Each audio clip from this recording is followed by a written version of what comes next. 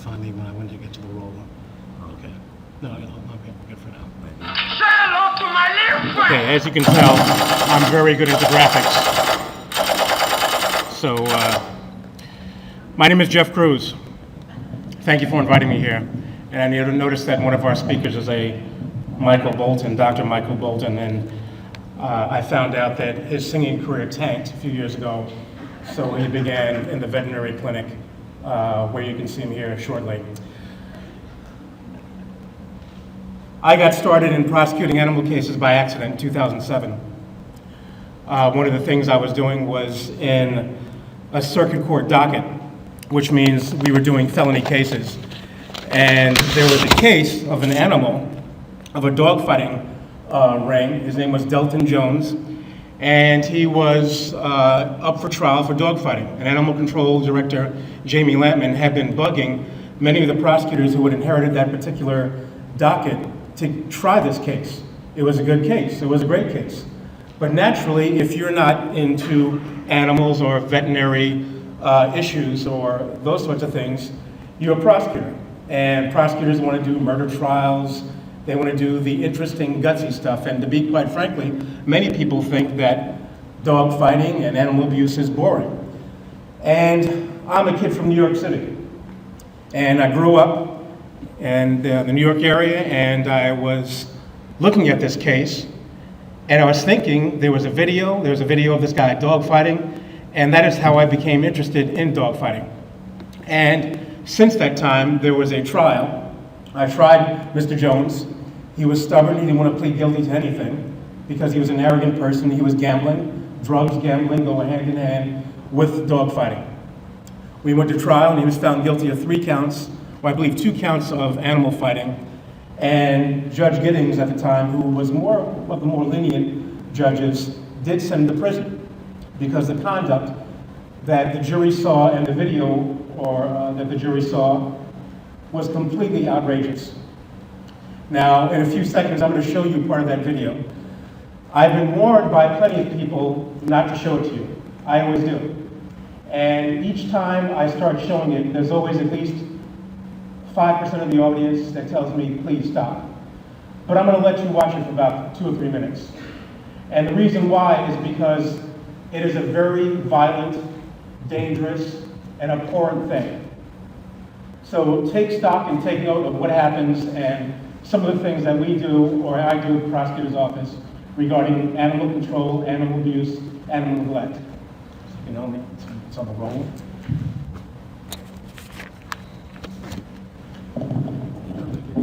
Yeah.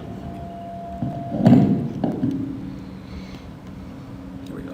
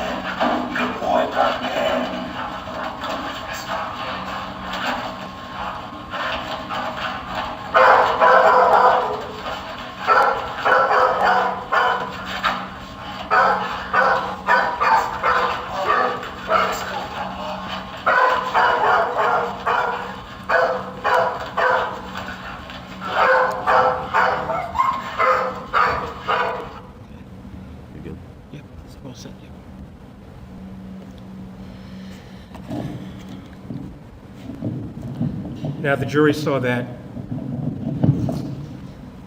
and many of them cried because it's a very powerful piece of evidence. And it turns out the arrogance of this particular person is that he videotaped it. And what this video is called a roll. One of the things in my education of learning about dog fighting is that a roll is a pre-fight of a dog's. And many times they videotape it, but they use it as a practice. This actually, you just saw the tip of the iceberg. This gets so brutal that, again, me coming from a big city area, living in Michigan and seeing this outraged me. I couldn't believe what I was seeing.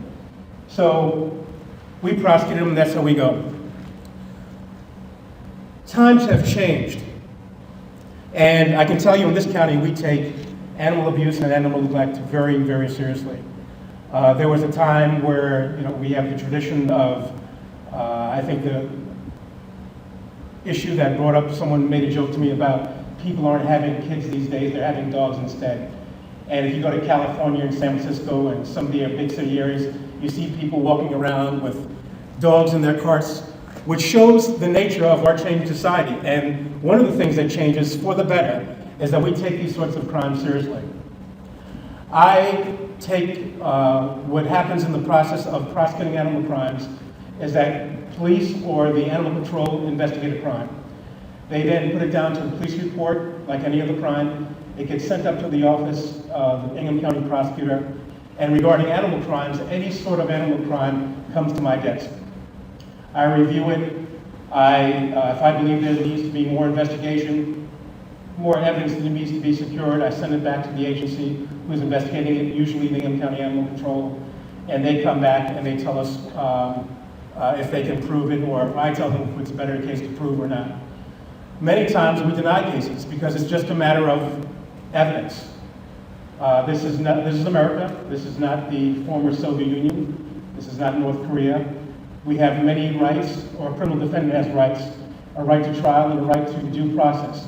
And again, we take that very seriously. And I can guarantee you that at least in this country, at least especially in our office, we want the defendant to have a fair trial, as well as the people to have a fair trial. Oh, now this works. I moved it from one video to the other, and then to the other, and now it works. Another big issue of progress that we've made in the past few years is juveniles. Without question, I'm sure there's going to be doctors up there speaking about animal cruelty. No question, beyond reasonable doubt, that when children abuse animals, they're going to wind up being abusive to humans. The link is not in dispute. And in Michigan, I came across this because in addition to my experience as being an animal crimes prosecutor, as well as human crimes prosecutor, I worked in family court in the abuse and neglect division for about 5 to 6 years. And we found that the most troublesome juveniles were winding up to be animal abusers, and they were animal abusers. They burned animals, they killed animals, tortured animals, and thankfully our legislature has understood and recognized this. And in Michigan, under Michigan law, if you look at this, 712A 181, it says that juveniles guilty of cruelty to animals or arson the court shall order psychiatric evaluation. Now, many things that a judge can do are discretionary. What a judge can sentence a person to is discretionary. But this is so important because it says that there is no discretion. When you see a kid or a child has been convicted of cruelty to animals, the court must conduct a psychiatric evaluation. No questions asked. Again, another progress in our criminal law regarding animal cruelty. I showed you something about animal fighting. One of the issues that is recurring is what do you do with an animal once it's been trained to fight? And in this case, we have to begin a variety of things to do. You can do a forfeiture proceedings, but one of the other things is that the court shall order the person to not have, own, possess, have any sort of control over an animal, any animal. Whether or not they were fighting with dogs or chickens or any other animal, bulls, they are not allowed to own, possess, or use an animal in any way. Animal neglect is a little bit different because there involves an intent element. The distinction between animal fighting and cruelty and torture to animals is different from neglect. In neglect, you have cases like we had here a few years ago, was involved a woman named Joan Stillman. By raising your hands, anybody remember Joan Stillman? It's about 3 or 4 of you. Let me just mention a couple more facts. This is the woman who hoarded Australian shepherds. Okay, she used to have about 30, then let them kept breeding, and eventually there were 72. A couple of them escaped, and she was your classic, what we call hoarder, but she had plenty of these dogs in the Mason area. Does that ring any bells now? Okay, everyone's nodding their head. That was Joan Skillman. Joan Skillman, the issue of abuse and neglect is different, is at intent. And when I spoke to the director of animal control, she told me, she said, Jeff, she is not the worst of persons. And this is not a case where you purposely kill or torture animals, but it's neglect. And neglect in just about any jurisdiction in the United States, criminal neglect of either a child or animals, the most defenseless of our society, that's something that we choose to protect, and we have protected. And neglecting an animal is a crime. And in the case of Joan Skillman, she was classic in that she was a person by herself. She was 72 years old. Her dogs were breeding out of control. They were all over her farm and property and her kennel, her so-called kennel. She was allegedly recognized as a AKC person of grandeur, was respected, but they didn't know what happened within the confines of her home. And Joan Skillman was one who kept her best dogs, the best dogs that she used for breeding, her stud dogs or whatever the term is, she kept them inside of her house. And the rest of them, the puppies, everyone else, all the other dogs were sent to neglect. And they had, many of them died, many of them had medical issues, but she's a person we prosecuted as well. I had a video of that, again, I couldn't. Oh, here it is, it works. This is Joan Skillman. This is a video of her residence.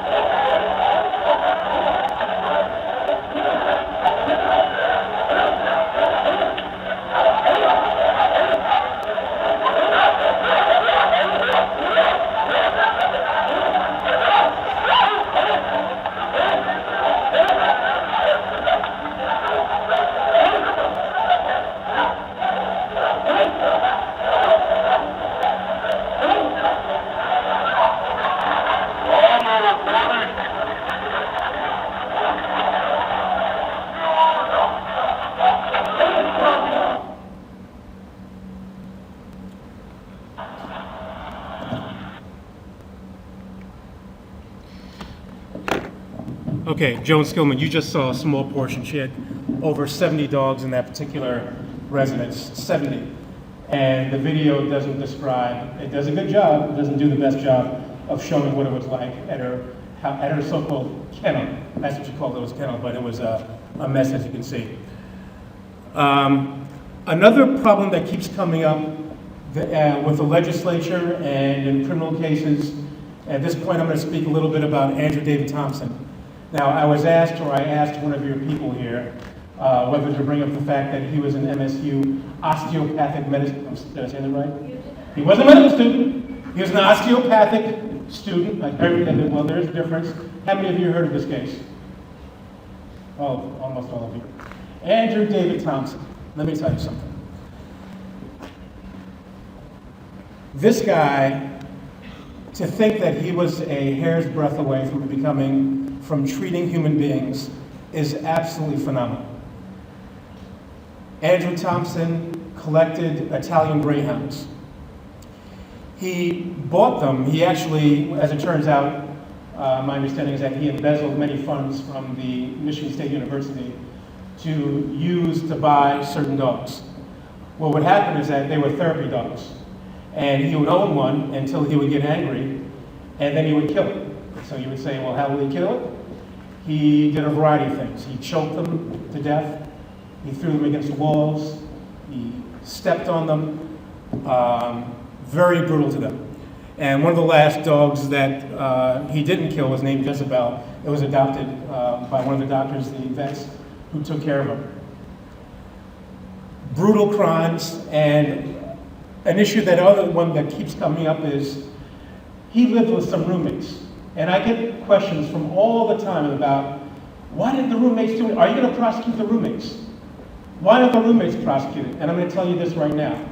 We cannot prosecute crimes unless it is for people who speak up. And the roommates didn't do anything wrong. They just couldn't believe what was happening. Like many times in people's families, convicted murderers, people are doing things or abusing or sexually abusing children.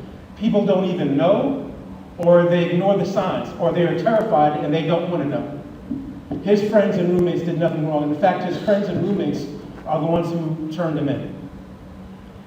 And I don't even know yet. I know for the longest time MSU wouldn't expel him. Has anybody heard that? Has he finally been expelled, or do we know? We think so. Okay, right. All right, I'm sure he is. But he killed at least 13 dogs. We believe there was more. But he was, just the fact that you think about him being a doctor and treating people, again, we know the link, the nexus between violence to animals and violence to humans. And to think that he was a doctor is quite terrifying. Some of the other smaller issues, well, before I move on to that, one last thing about Andrew David Thompson. He pled guilty to killing all the dogs under 3 separate felony counts. The judge, I believe, could have sent him to prison. Now, the difference between prison and jail is any period of time under 1 year that's to be served in the county where the crime was committed. Prison is something where you commit a crime, you have to serve or are sentenced to more than 1 year. And so you go to facilities. In this state, all prisoners go immediately to Jackson, Michigan, at the Egler reception, and then they're dispersed to a variety of prisons across the state. The judge could have sent him to prison. But the problem that we have is the current law. Under Michigan law, we have what's called the guidelines. And guidelines are points assessed to a defendant for the seriousness of the offense and the prior criminal record. So in this case, Andrew Thompson didn't have a prior record. Number 2, the seriousness we look at of the offense. Again, under Michigan criminal law, they put a lot of emphasis on, was a weapon used, was a person hurt, was a person raped, was there money stolen? All of those factors, and when you look at that in this case, that wasn't the case, was it? This was an animal. And currently under Michigan law, what they're trying to do is to assess points on guidelines so you can get more points for torturing, hurting, killing an animal, and get more points assessed, and then there's more punishment involved. I believe that's going to happen. In addition, killing an animal, choking, stabbing, shooting, whatever, for fun or whatever reason, which Andrew Thompson did, it's only a 4-year felony. And as the points are assessed under guidelines, you're only allowed to give a certain amount of time. So the judge in this case, the points that came up for his case was 0 to 17 months. That means even if the judge wanted to send him to jail, or further jail, which he didn't, it could have only been to 12 or say a year in jail up to 17 months. It's sort of a legal fiction, but a year in jail. The judge is allowed to depart from the guidelines and send a person to prison for what's called objective and verifiable reasons. And if there are objective and verifiable reasons to depart from the guidelines and send a person to prison, we believed in this case there were.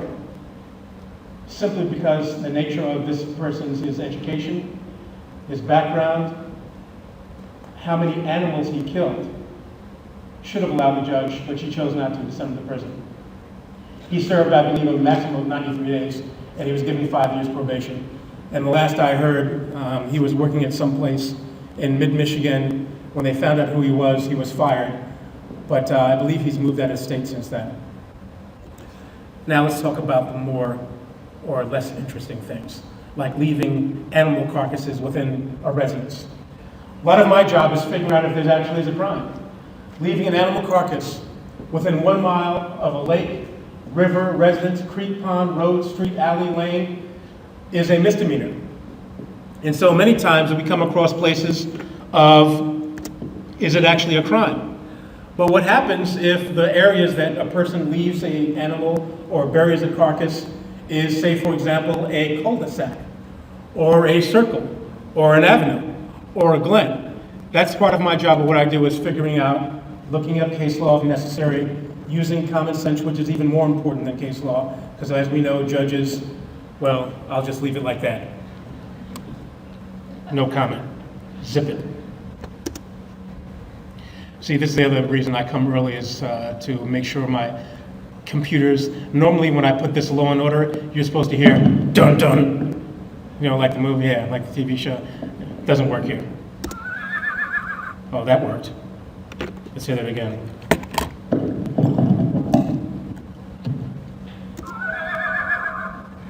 Okay, that sound work.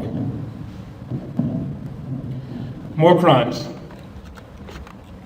Unhitching a horse or team of horses and drivies, yes, that's a word. Drivies it away. See, you don't know what drivies is, but I do. But I'm not going to tell you, because it's a misspelling. It's a crime. It's a misdemeanor. Again, unleashing and stealing horses is a crime. However, if you do the same with a car, it's a felony. If you steal a car, it's a felony. You steal a horse, under these situations, or unhitching, it's a misdemeanor. Now, does that mean it's different if there's a certain value attached to the horse? Yes. If you steal a pack of horses or more than one horses, we have an option as prosecutors to charge or have discretion to charge for value. So if the animals were worth more than $1,000, then that becomes a 5-year felony as opposed to a 90-day misdemeanor. Right? How much time do I have? 10 minutes. Thank you. Speaking of horses, I was on my way back from Detroit about a year ago. And I was listening, I had a new car, I was listening to 80s on satellite radio, and to my horror, on westbound 96, right around Brighton and Howe, I saw a pack of horses running across the highway. And at first I couldn't believe it. I said, someone's pulling a joke on the animal prosecutor. No, it was actually these horses escaped. And they ran across the highway, and I called up 911. I told them that there were horses on the highway, and the dispatcher laughed. And I said, no, it's true. A pack of horses are on the highway. Very dangerous situation. Another interesting thing. Did you know it's a crime that you can't let bulls run at large on a highway? Who would have thought that? Who would have thought of all the crimes you could commit, murder, rape, arson, stealing horses, cutting off animals' tails, that you can't let a bull run at large on a highway? Who Who has the time in the legislature to make such a law? Okay, I'm just saying. I'm just talking about priorities. Priorities.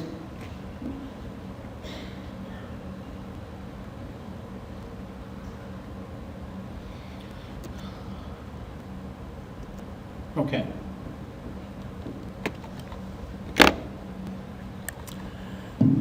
That is the end of my lecture. Usually because I'm a prosecutor and we do a lot of crimes, I usually want to take the next few minutes in taking questions. So, do we have questions from the group? Anything legal? Yes, in the back, the man in blue.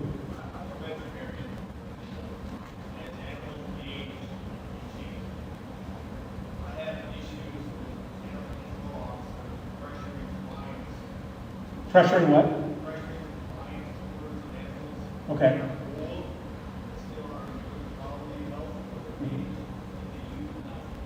Okay.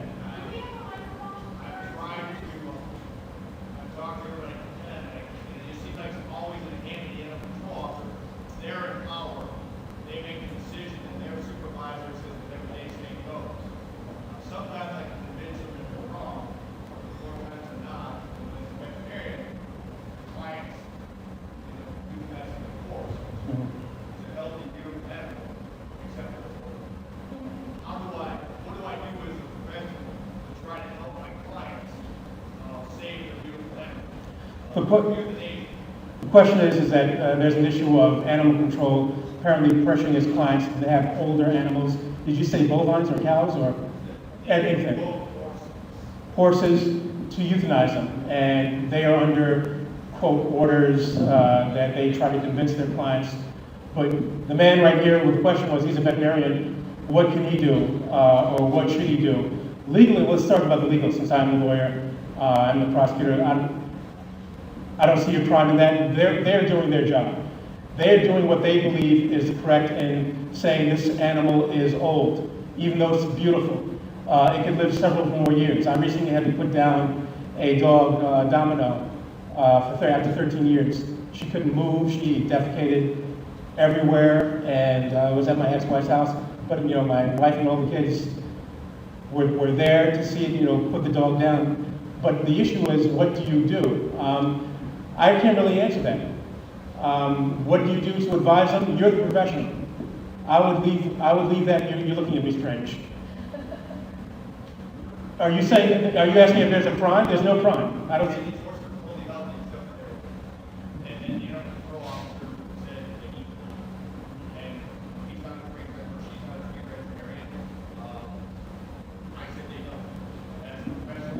As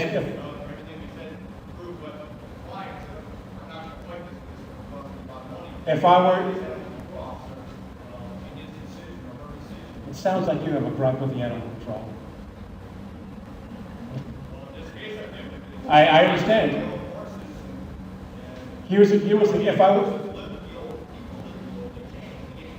If I were one of your customers, one of your clients, I would defer to your expertise. That's what I would tell them. They can say they have a different job. Their job is different than yours. You tell them that. Their job is different. Whatever their job is, I know what their job is. But your job is treatment and taking care of, making animals healthy, making them safe, happy, that sort of thing. I would tell your clients to defer to your wisdom and judgment. That's what they're paying you for. Okay? Question? I can't hear you. How can we get prosecutors in other counties to be interested in these types of cases? The question is, how do we get prosecutors in other counties to get interested in these? I believe they're coming around. Eaton County, I can tell you that Ingham County, we were at the, especially since Jamie Lampman has been involved, and Stuart Dunning's my boss, he recognized the serious issues that involve animal control and prosecuting animal violence, animal abuse and neglect. I can tell you that more in the tri-county areas, Eaton, Clinton, they're becoming much more serious. Ingham County, I would dare say, is at the forefront in the state in that we get a lot of attention because we are very proactive in abuse and neglect. I think one of the things to get your county involved is your director of animal control. I think they make the biggest difference. They go to the press, they talk to people, they talk to the Board of Commissioners. They make a huge difference. And of course, your prosecutor, you can tell them, we're elected, you're elected officials. This makes a big difference to a lot of people. People do not like seeing animals abused, and you let them know that, and they listen. Question up here. Do this. I work with quite a few large animal cruelty cases. Right. And prosecutors are always worried about money. How much money the county is going to have to spend if we take these animals and house them through the judicial process. What can we do to help them figure out how to get those animals, the disposition of those animals dealt with so that it's not months and months out of the animals? I can tell you what we do. Again, the law says that if it's a dog fighting case, you have to wait to the end of the case in order to remove the dog or have the dog euthanized. In abuse and neglect cases, you can do what's called a forfeiture. That can be done as soon as the case starts. In abuse and neglect cases, you can forfeit the animals immediately and have them dispersed. That's one option. The other option is what we do in Ingham County, is we shift the burden back to the owner or the abuser. They are sacked with paying restitution for housing, care, feed, medical equipment, medical expenses. All of that, we shift the burden back to them, and that helps reduce costs. I would tell them that. And that's the biggest problem. When they talk about holding animals for that long a period of time, I understand it. I get that. It's all about money. But those few options, up to the prosecutor, move the case quickly, file civil forfeiture cases immediately, file issues or motions to have the dog euthanized in cases of dog fighting immediately. That removes the burden. One more? Time for one more? Yes.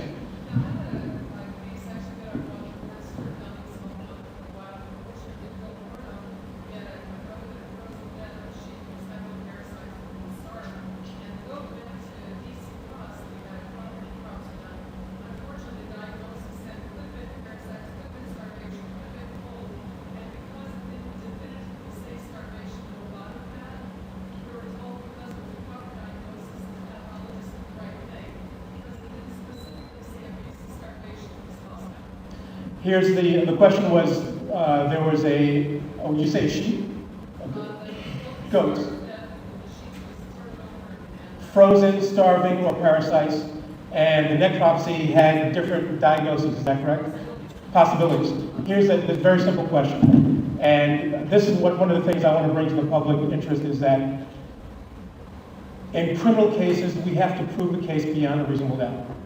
Beyond a reasonable doubt is the highest standard in American criminal law. There is nothing higher.